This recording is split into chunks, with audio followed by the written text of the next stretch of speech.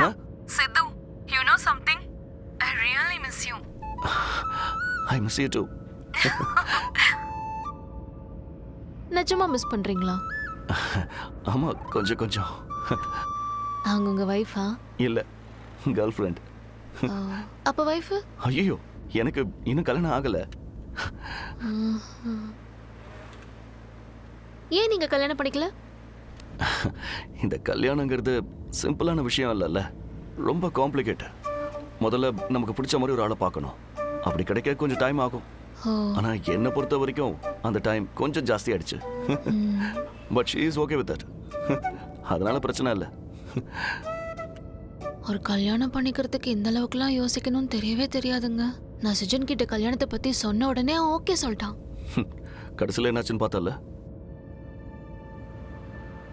I'm sorry, நான் ஒரு ஃப்ளோவில் அப்படி சொல்லிட்டேன்.